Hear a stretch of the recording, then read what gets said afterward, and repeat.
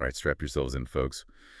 Today, we're diving headfirst into the world of shredding. We're talking about the fastest guitarists of all time.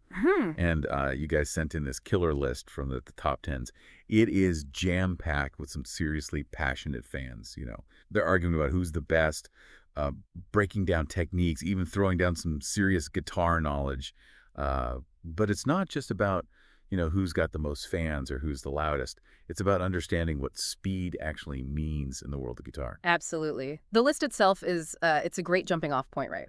But what's really interesting to me is how the comments, they reveal these deeper debates about speed versus skill, technique versus musicality, even the whole idea of how do you even measure fastest on a guitar? Yep.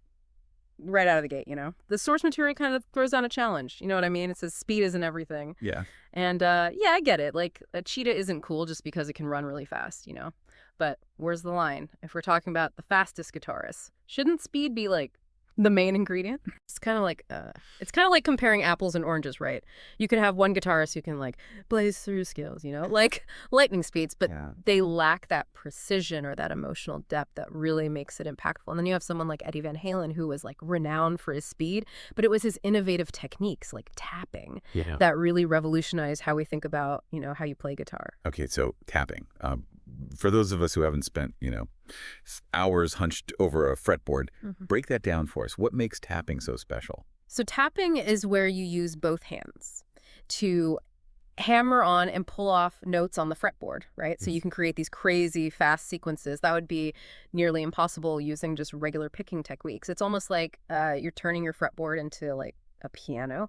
Oh. And Eddie Van Halen, he was a master at this, right? And that's one of the reasons why he's considered not just fast, but incredibly influential. So it's not just how many notes you can, cram into a second. It's about the technique and the artistry behind it, too. Which brings us to a name that popped up a lot in the comments, Davide Losurdo. Rolling Stone called him, get this, the fastest guitarist ever.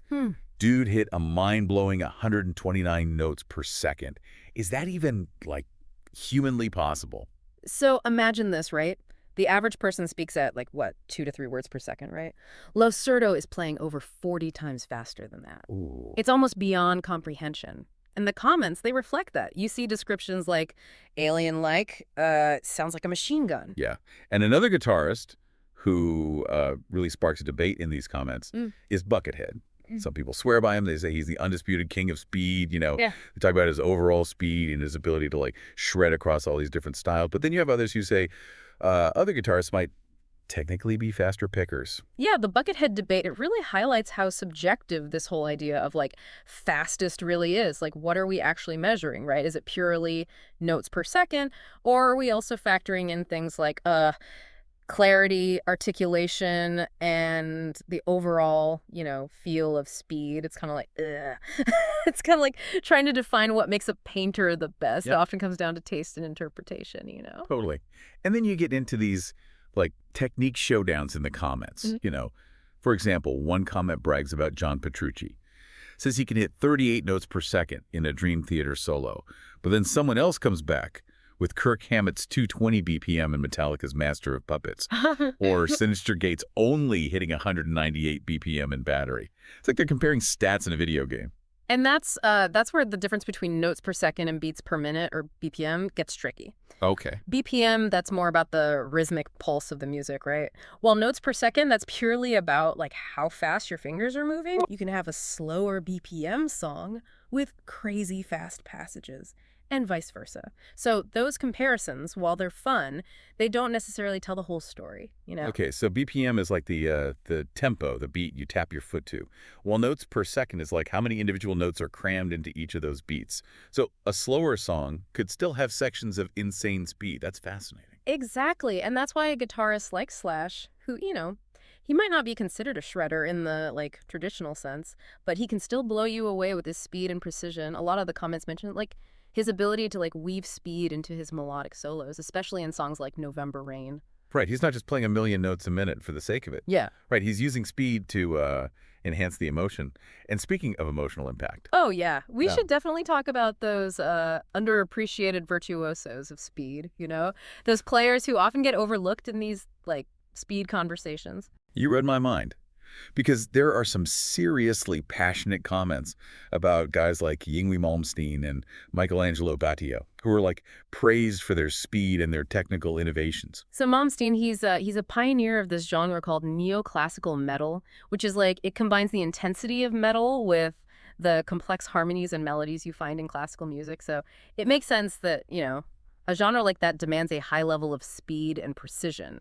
So neoclassical metal is like uh, putting back on a heavy metal treadmill. Uh-huh, you could say that. Malmsteen's playing is characterized by these like lightning fast arpeggios and scales, often played at like just insane tempos. In fact, some of the comments they actually recommend specific videos to like witness this superhuman speed, like arpeggios from hell. Oh, wow. That sounds pretty intense. Uh-huh. And then you have Michelangelo Bacchio, who's not only ridiculously fast, but he's also known for his, like, ambidextrous playing. Dude can shred with both hands independently. Exactly. Badio actually developed this technique called over-under, where he plays with one hand above the neck and the other below, essentially turning the guitar into like a two-necked instrument. It's mind-boggling to watch. It's like these guitarists are constantly, like, Mhm. pushing the boundaries of what's physically possible on the instrument.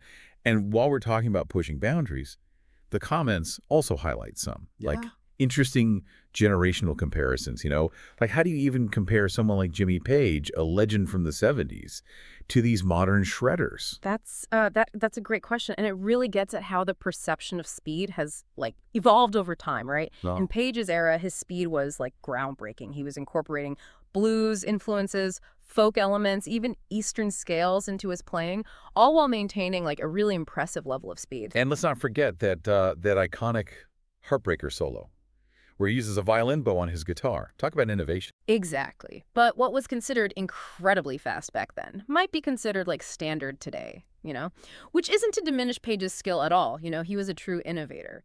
But it shows how guitarists have just like constantly been pushing the envelope of speed and technique. It's like this constant evolution, Yeah.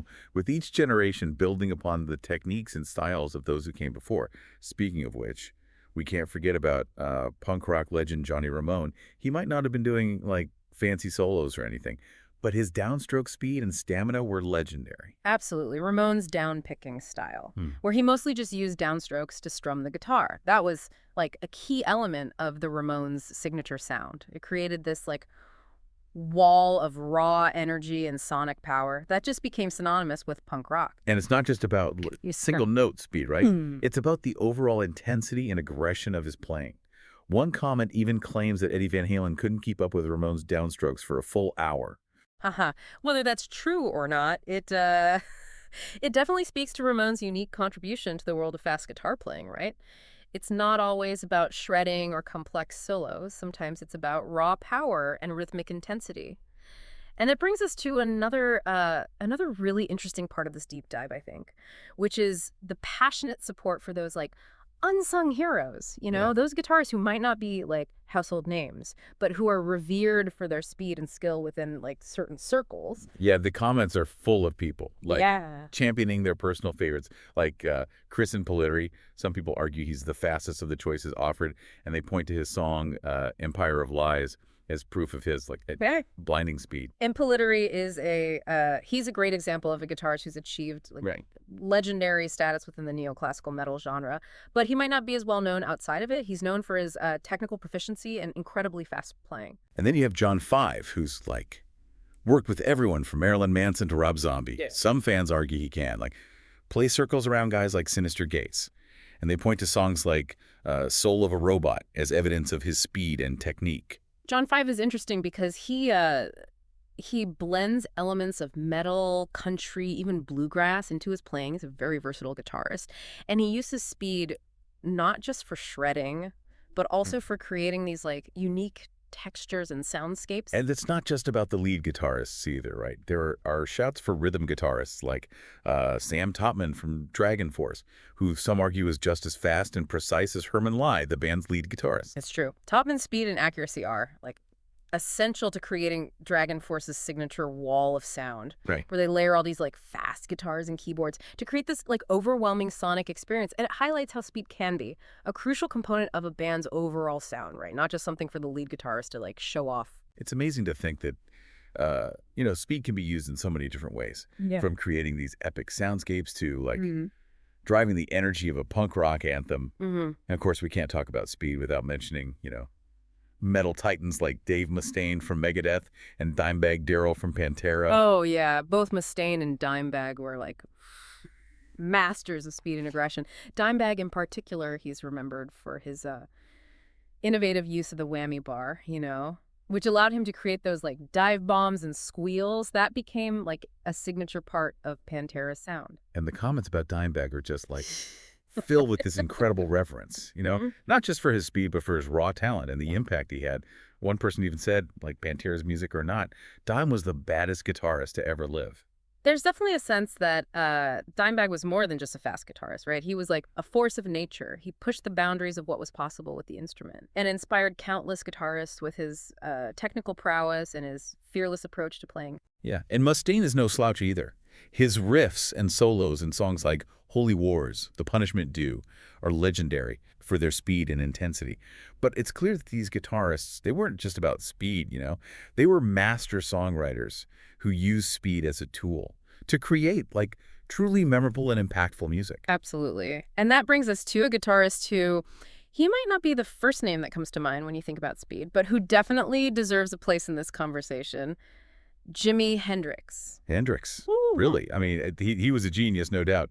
But was he really known for his speed? Well, Hendrix wasn't, a shredder in the like traditional sense. His live performances, especially in songs like I Don't Live Today, they featured these moments of incredible speed that rivaled even the fastest jazz guitarists. He had this uncanny ability to blend blues, rock, psychedelic elements into his playing. And within those improvisations, there were these bursts of speed that were just breathtaking. So it looked like he had this, like, hidden weapon, this ability to, like, unleash these bursts of speed when the music called for it. That's pretty cool.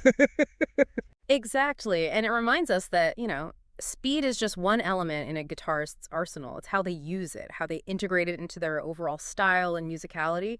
That really makes them stand out. And speaking of standing out, there are so many other guitarists mentioned in these comments who deserve recognition for their speed and skill, even if they're not as widely known. Oh, yeah. There's a ton of love for players like Ilan Ashkenazi, who's praised for his methodical and articulate playing, and Ritchie Blackmore, who's known for his perfect technique and the, blazing speed he displayed in Deep Purple and Rainbow. And let's not forget Joe Satriani, who has this amazing ability to like play at any speed while still maintaining clarity and soul, as one commenter put it. He's a true master of his craft. And then there's Paul Gilbert, who some argue should win the fastest title just because he once used a power drill with picks attached to it to play a song. That's right, Gilbert's power drill guitar. It's a legendary example of a guitarist pushing the boundaries of speed and innovation. It's almost like he created this like superhuman picking machine. It's like these guitars are constantly, like, Yeah.